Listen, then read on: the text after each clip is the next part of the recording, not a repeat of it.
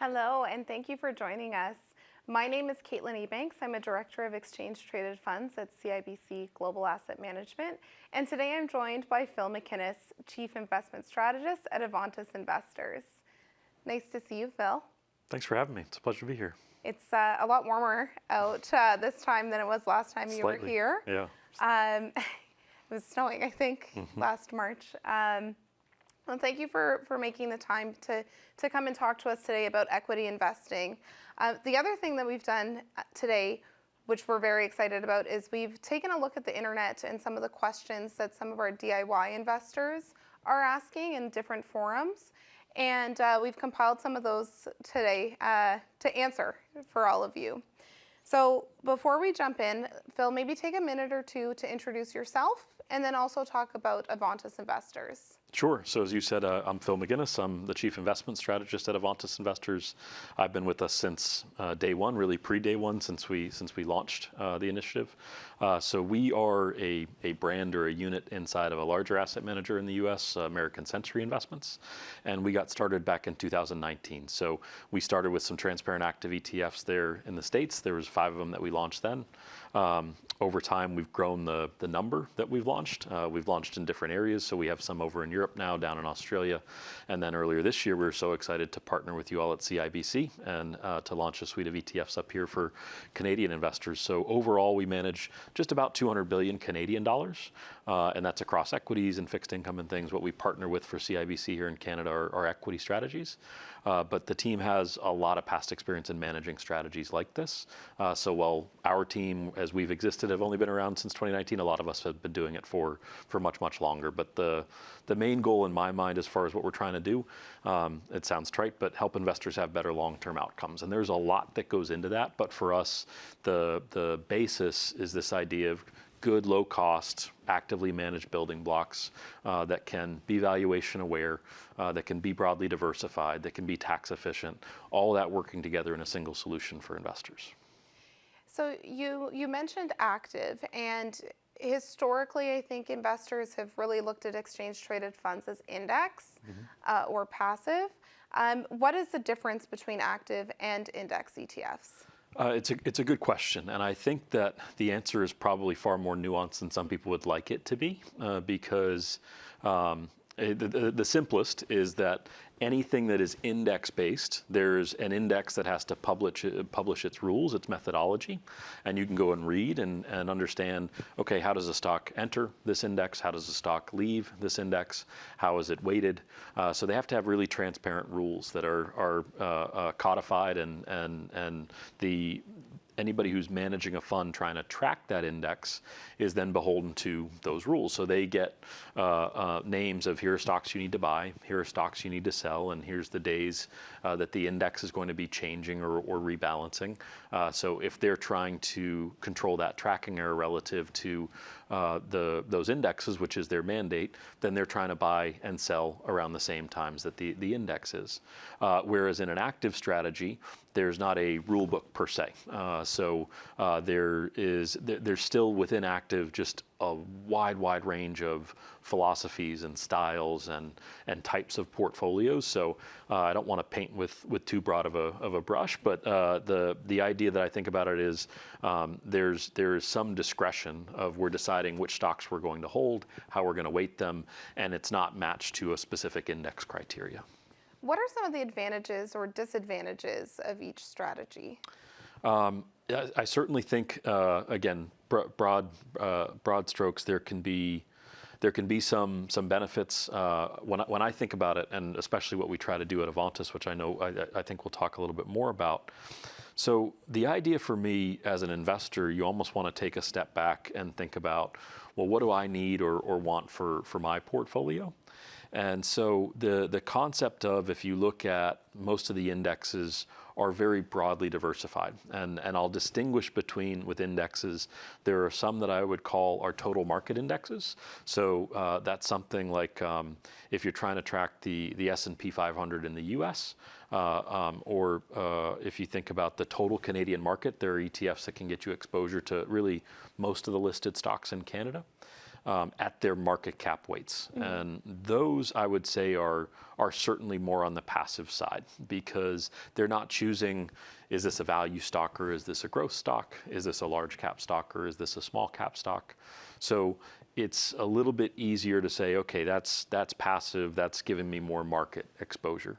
But if you look at the growth that's happened in indexing, much of it has come from what I would call a second criteria of index funds that are non-total market index funds. And so in that case, it might be a sector, it might be a style, like this is a value index or a growth index, maybe it's a dividend index. And so in those cases, there's a methodology that somebody had to come up with and choose of, well, how are we going to include stocks in this index, and how often are we going to rebalance them, and how do we decide how much to weight them? Because it's typically not strictly market capitalization based. There's some other criteria. And while unfortunately that means there's a lot more complexity for investors to potentially deal with, I think it's an important nuance, because if you think that you are getting passive exposure to a part of the market, the reality is if you look across these different index providers, you actually see a fair bit of difference in the actual composition of those indexes. So, if you take an individual stock like a Meta, there might be a certain index provider that's classifying it as value, and another index provider is classifying it as growth. And so for me, it gets down to, well, which one is it, right? That label of the index might not be enough to really tell us. So from my view, from my perspective, you really want to get back to that idea of, well, how does a stock get into the portfolio? How does it leave the portfolio? How is it weighted? That's something that you want to understand, whether it's index-based or whether it's active. Generally speaking, when I think about index portfolios, I think low turnover, I think transparency, I think broad diversification, and I think pretty low fees. And those are all things that I think are good criteria. I would put them in the advantage camp.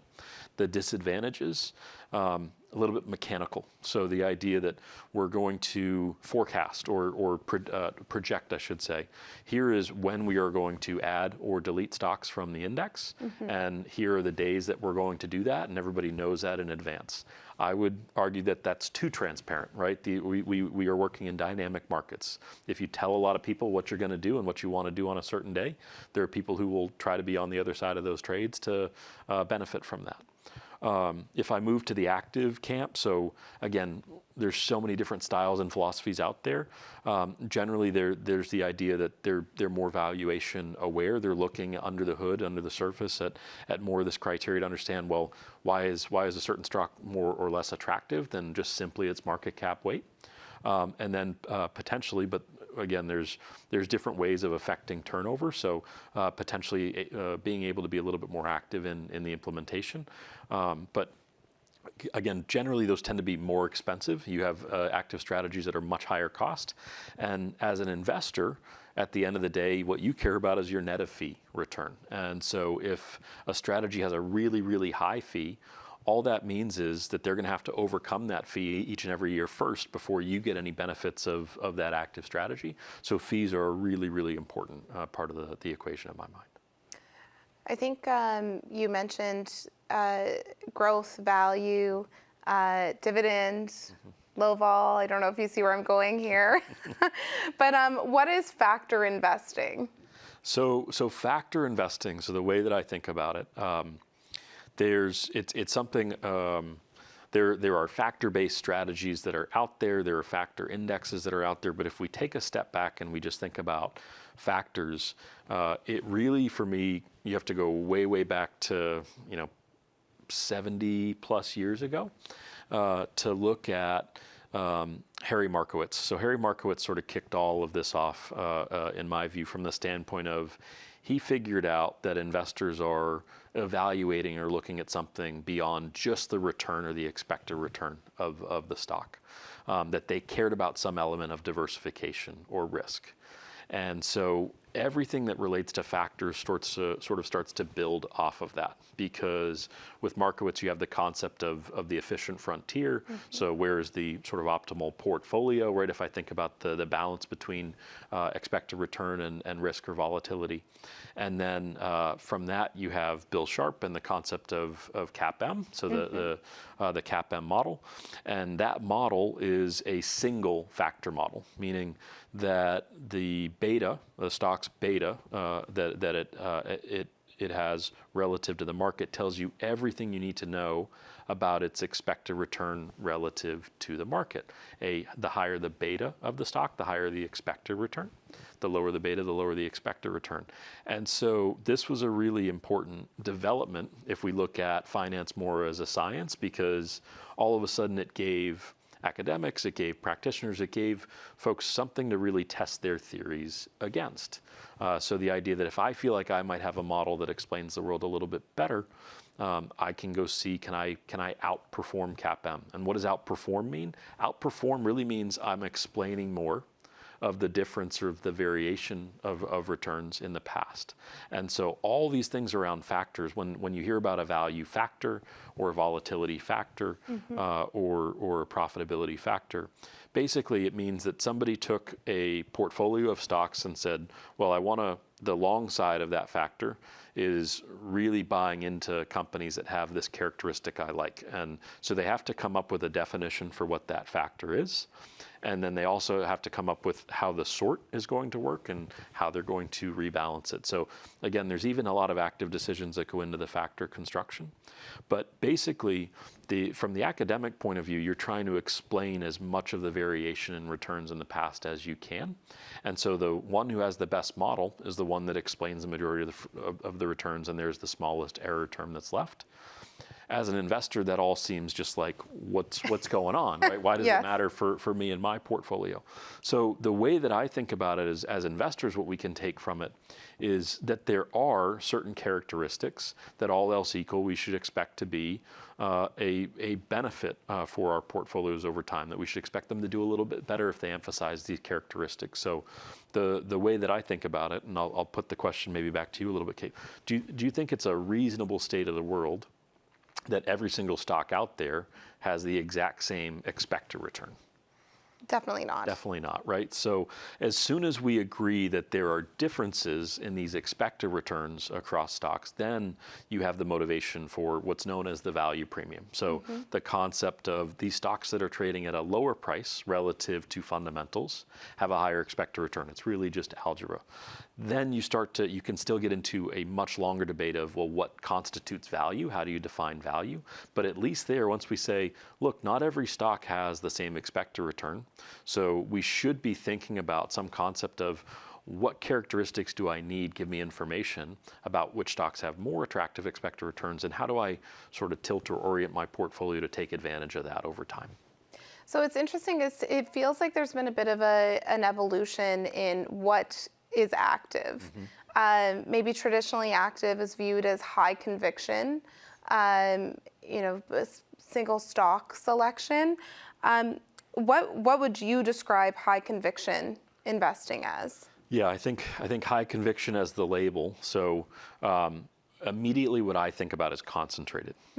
And so I think about that investors are saying, well, if you have high conviction that these are the right companies, why wouldn't you put a whole bunch of your capital into those companies? And I think it's a fair assertion, but the implications, the reality is that the more I concentrate my portfolio into a small number of stocks, obviously the implication is that the more my portfolio is driven either really, really nicely or really, really poorly based on the performance of those specific stocks. Now, in my mind, if you look at the market return overall, right, the stock market return overall, global stock markets, for as long as we have data, let's call it 10% a year, 10, 11% a year nominal returns is what they've offered. And I would contend that that's a reasonable return. Right now, that's the average.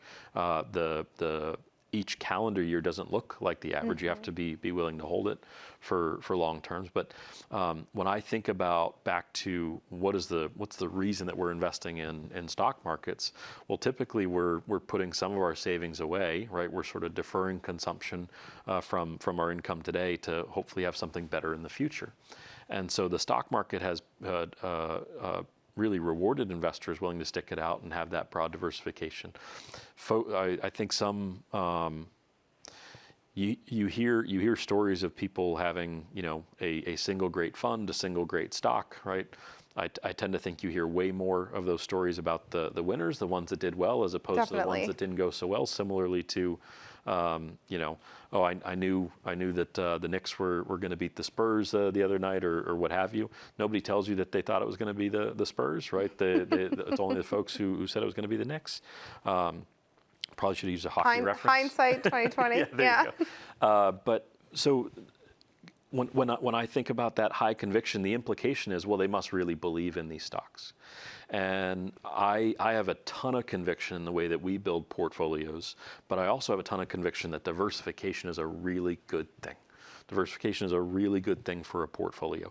So while we have all the conviction in the world that the types of characteristics of stocks that we're after makes a lot of sense and will serve a portfolio well over time, and we have different types of portfolios that will lean in to those characteristics more strongly or not so strongly. So we have some dedicated small cap value portfolios that are looking at these same criteria. It's looking only within small caps and really leaning into the companies that have the most attractive characteristics.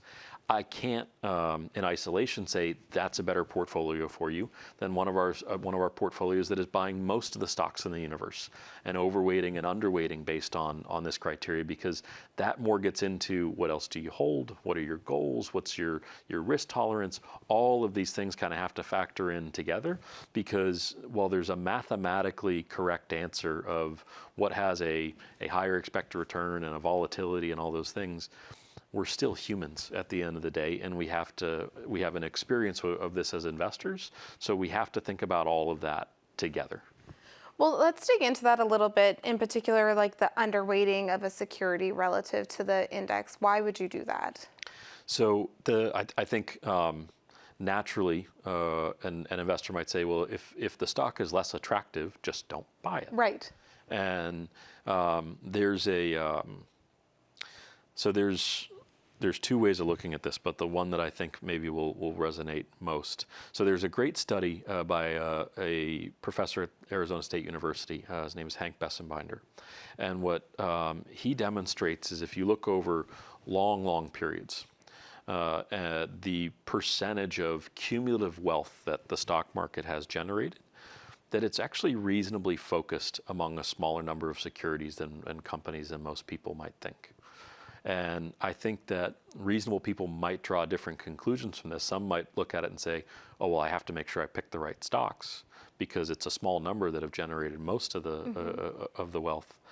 I look at that and I have the exact opposite reaction. I say, well, that probably means I have to have a really high bar to kick a company out, because listen, we're talking about over decades. For me to say that I have a complete foresight over which company in the technology industry or financials industry, what have you, is going to be the best performer over the next 30 years. I mean, if anybody tells you that, I'd be quite skeptical about it, right? So for me, going back to that idea of first principle is, look, diversification's a good thing. All else equal, I'd like to have it in my portfolio. Now, there are stocks where the fundamentals are so poor relative to the price that we know that even relative to the market, just a really poor expected return, we're not going to hold those companies just to hold those companies. But if a company is good enough, and it may be that we don't like it as much as others, so the ones that we like will overweight relative to their market cap weight, right? That we still have it in the portfolio as a means of diversification, because as I said, that's your friend, right? Diversification's your friend. So how does the underweighting of a security rather than excluding it, how does that impact portfolio risk and maybe tracking error? Yeah, so tracking error is one of those terms. So it basically is telling you how differently you perform from a given index or the market. And so generally, the more that you move away from the stocks that are in the index and the weights that they're held in the index, the higher your expected tracking error is going to be. Now, I think that some investors may not be, well, they might not be familiar with that term explicitly. They are familiar with the feeling of, yes, of my portfolio has performed way different than the market. And that can be way better and that can feel really good. It can be way worse and that can feel really not so good. Right. And so as investors experience it, if my portfolio performs way, way different, am I okay with that? Do I understand why that is? I think generally folks are probably comfortable with less tracking error than they would believe ex ante, so before they go and inspect it. And so what we do, we have portfolios that, as I was mentioning, kind of emphasize these characteristics either more strongly or less strongly, because we know people have different sort of risk tolerances and different ways that they're building portfolios. So we want to make sure we have something that's built that can help them best achieve their goals and have a good experience while doing it. With the concept of, sort of that volatility, that tracking error, if you have, if you have a portfolio that exactly matches all the weights in the index and all the names, then you have zero tracking error in isolation. And that's what index funds are meant to do, right? It's very transparent rules. These are the stocks we're going to hold. This is when we're going to buy them. This is how we're going to weight them. And so it's really easy for an investor to inspect of, did you do your job? If the manager had zero tracking error relative to the index, basically minus their fees, then they did their job. And so from a governance perspective, an oversight perspective, they're easy to own. But that's where I come in and maybe blow up some people's worlds, unfortunately, on the idea of, well, you have that index provider's definition of that market. And that is not the same as this other index provider or this other index provider. They all have tracking error to one another. And this one rebalances in June and this one rebalances in December, and who's right? And I would say they're both sort of arbitrary. So this is where we think of going that one level up of, tracking error, overall standard deviation, diversification. These are all things that can be managed effectively in the design of a strategy. And we think about all of these elements.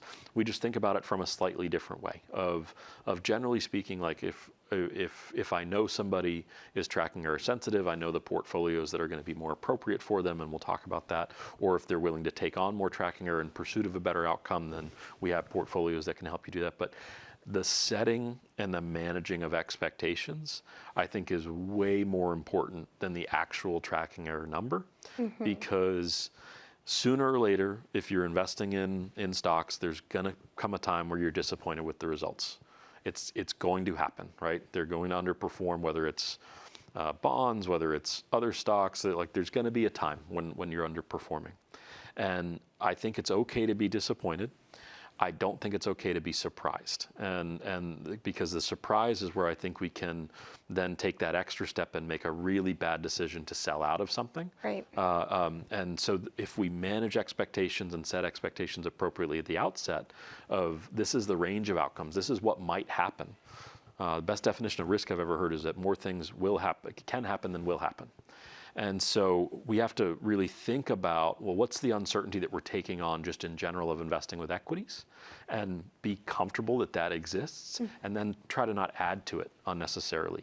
Because for investors, the biggest thing that I would, if we're giving any sort of advice here, the idea of whatever you sign up for, you got to be willing to hold it for a long time. If you're constantly making switches, you're more than likely, it's a little bit like the bar of soap concept, right? The more you're touching it, the less that's left over.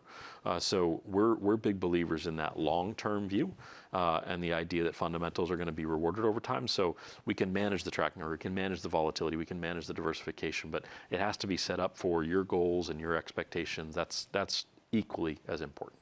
Well, and I think in order to not be surprised, you really need to know the process of what you're buying. So let's step into process and security selection. For equity valuation, what factors do you consider? So when I think about it, we have to look at how a company is being priced in the marketplace. And I talked about this concept of the value premium or value investing, and I would constitute what we do as value investing. I think it's a very complete form of value investing. So going back and thinking about more, again, these factors, well, some of the factors, you can measure many different ways. You could say, I want a value portfolio that buys low PE stocks, low price relative to their earnings. And you can find a whole bunch of companies that have low prices relative to their earnings. You could also build a value portfolio that says, well, I want a portfolio that has companies that have a low price relative to their book value, right? Their assets minus their liabilities. And you can find a whole bunch of companies that have a low price relative to that book value. And so we'll then start to say, well, is PE better or is price to book better? And if you look at the data over time, there were times where low price to book stocks did better than low PE and vice versa. And so when we look at that, when I think about that, each of those are a single measure. And one is telling you the attractiveness of the price relative to the income statement, basically. The other is telling you the attractiveness of the price relative to the balance sheet.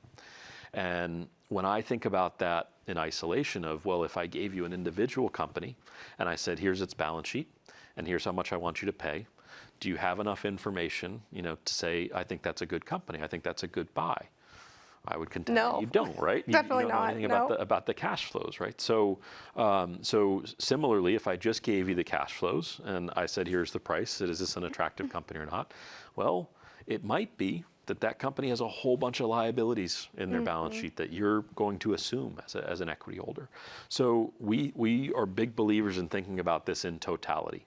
We care about price. Price is something that we can look at, we can observe every single day, every single stock that's trading on the marketplace. What's the price? What can I buy it for? What can I sell it for? But then we also have to look at, well, what's the balance sheet look like? What do the statement of cash flows look like, the income statement? We have to think about all that holistically. And what we're trying to do is do that in a really systematized way, because we want to be able to do it across thousands of securities in dozens of countries every single day consistently and on an apples-to-apples basis. So what we do is we've taken kind of that theory, right, all these things around factor investing, and keyed in on a few of the characteristics that we think are really important. So we're going to take every company in the universe. That could be all of Canada, that could be an EFA universe, that could be the US. We do it on a country-by-country basis in a multi-country portfolio, just to make sure we're comparing apples to apples as much as to the extent possible. But the idea is reasonably straightforward of, we're going to take all of the stocks prices, all of the stocks levels of equity. We have an adjusted measure of equity that we use, and then all of the stocks cash profits, right? And we're combining those to create a ranking.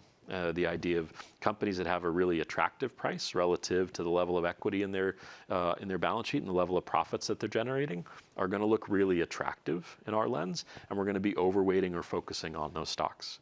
Stocks that look really expensive relative to those numbers, so if you have a really high price relative to the cash flows that are being generated and to the quality of the balance sheet, those are going to have a much lower level of attractiveness for us, and those are going to be underweight.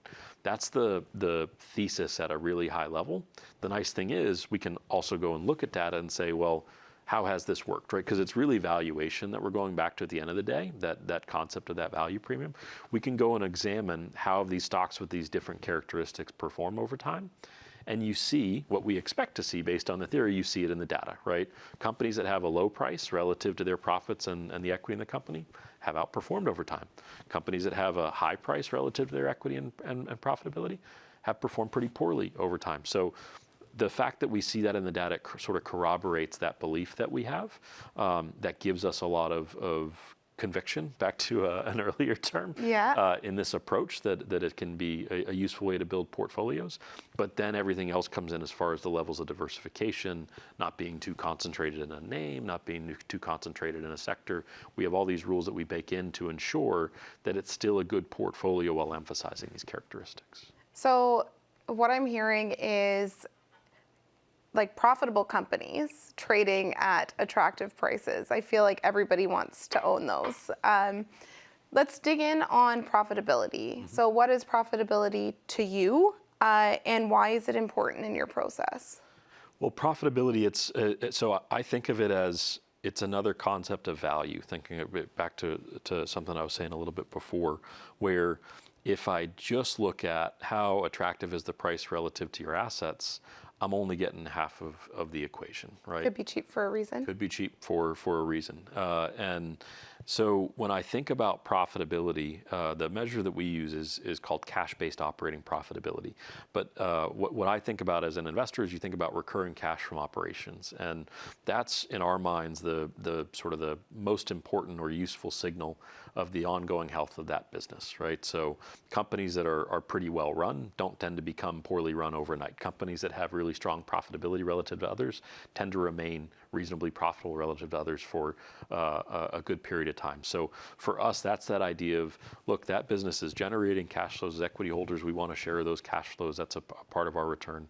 It's just a really important piece, but it is of equal import to us as that balance sheet side of the equation. So it's not that we're only isolating ourselves to the companies with the highest level of profits and then sorting among there. It's not that we're isolating ourselves to companies that just have the best balance sheets and then factoring in from there. We're thinking about that total combination.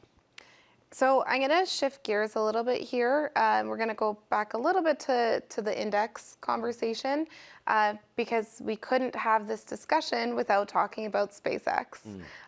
So SpaceX is getting set to IPO in the next couple weeks. And because of that, will be included in several indices globally. So what is an IPO? Let's start there. So an IPO, an initial public offering, right, which is basically when a company crosses the threshold from, rather than seeking all of its capital from private markets, they're now seeking capital from public markets. So you're going to become listed, you're going to be on an exchange. Generally speaking, that means there's a lot more investors who might be able to provide you capital, right? So public capital markets are a great source of financing for companies. They have been for a really, really long time. SpaceX is a little bit different in the size at which they're coming to be public, right? I think aiming for a valuation of 1.77 trillion, last number that I had. That's a big company. So how do the indexes manage this process? Back to some of my earlier comments, all a little bit different. So different rules around what does a company need to have before it's eligible? And this is something that has been going on around. People have probably seen it in the press. There was actually a lot of proposed rule changes and comment periods and things where even like among S&P, they had contemplated changing the rules. So for a long time, the S&P indices, what they had was a company needed to be operating as a public company for 12 months, needed to have the most recent quarter and the last 4 quarters of positive net income. So you actually had some criteria where you had to check a box. Now they had contemplated changing that if the company was large enough. They decided not to do that. Then this is changing by the day. Right. But as the last I had last week, they decided not to do that. And so when these indexes have to, if their methodology all of a sudden makes that company eligible, then they have to go buy those shares. And we would contend that you don't necessarily want to be chasing those shares as the index providers that all of a sudden have to own the stock are chasing those shares, because everything is buyers and sellers in the market at the end of the day, right? So basically, if there are natural holders of this, and in this case, they're employees and other investors who have held a lot of these shares privately, if they're all of a sudden going to be the ones who are able to sell, and you have different lockup periods and things, then they have to be incentivized to sell. And if there's a whole bunch of money in index funds where all of a sudden this name's going to be in there, and if they don't include it, then they're going to have that tracking error we were talking about, then they likely have to incentivize people to give them their shares. And the main way they do that is by increasing the price. Right. And the question is, does the price stay there? Does it come back down afterwards? There's a lot of research around that. And so in our minds, we would think that would be some temporary price pressure on those names.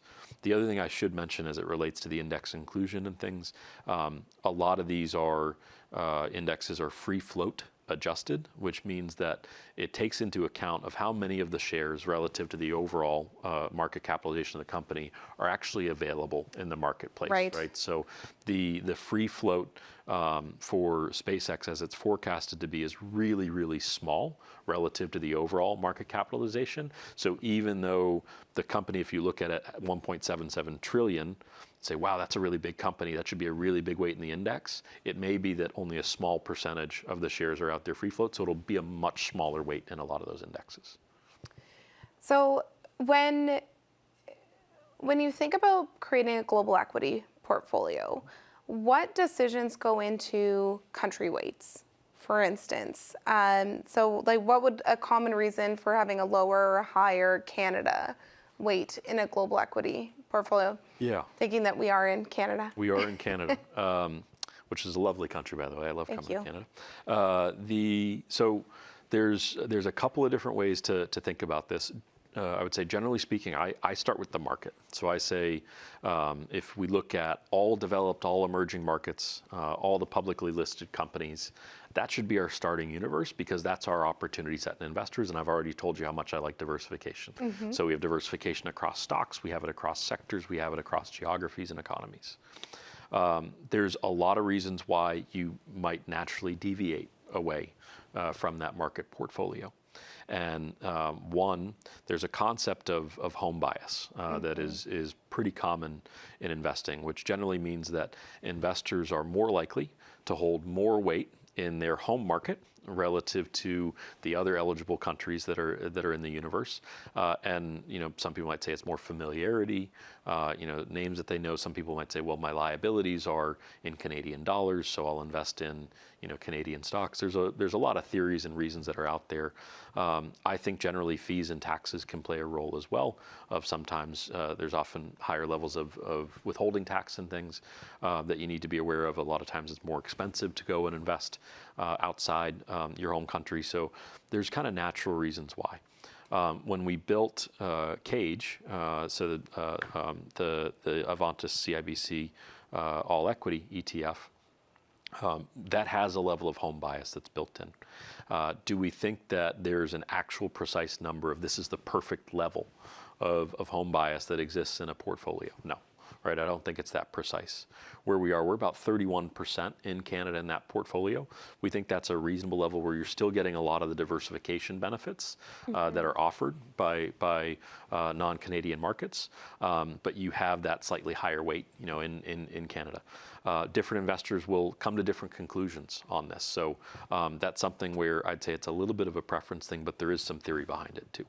Well, and I think that, in Canada, there are so many options as well in ETFs. So if you did want to go the other way, you could use building blocks of other country ETFs to get to the mix that you're looking for, what your specific geography exposure is. I do want to just mention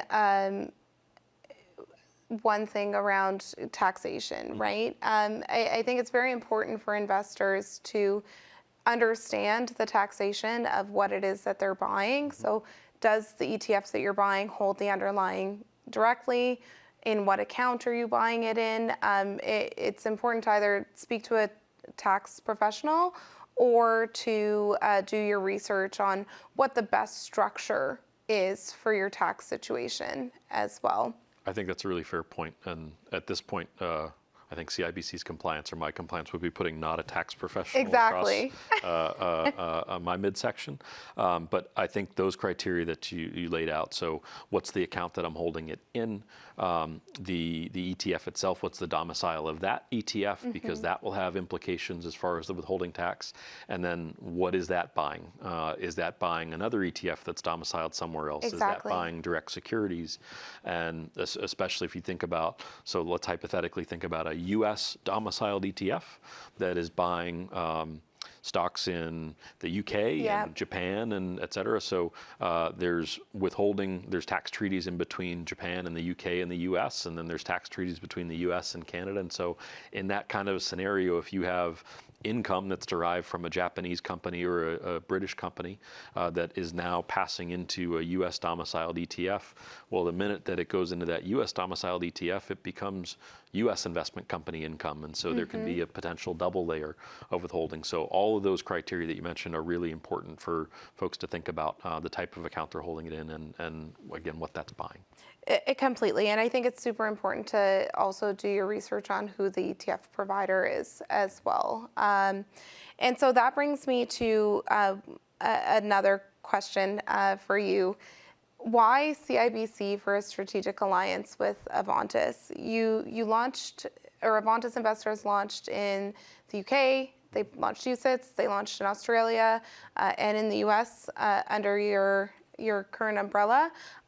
Why partner with CIBC? So CIBC, I think there's three big reasons. I could probably list closer to 100 of them. Not the least of which is the charm of all the folks at CIBC. But first was alignment. So from the first meeting that we had with the leadership here, so Eric Belanger, the CEO of CIBC Global Asset Management, Greg Gibson, the head of ETFs here, we trusted and saw there was a lot of alignment that, look, we have to do well to serve that end investor at the end of the day. So even from folks will notice the expense ratios that are on these ETFs, they're highly competitive, and that's with two asset management firms coming together and working on something. So that means we both wanted them to be competitive in the marketplace, right, rather than both of us charging our full fee. So right there, that alignment, that was something that was very attractive. The second thing, we're big believers in folks getting good client service. And, you've heard me say this, Canada's a very big country. And so being able to properly serve investors, CIBC has a great foundation. There's a lot of talented relationship management folks who we've gotten the ability to work with. And back to that setting and managing expectations. If we want investors to have a good experience long term, they have to know what they're getting and what they should expect. And so we think those conversations are really important. So partnering with somebody that has the breadth of those relationships like CIBC, very attractive as well. So those two things.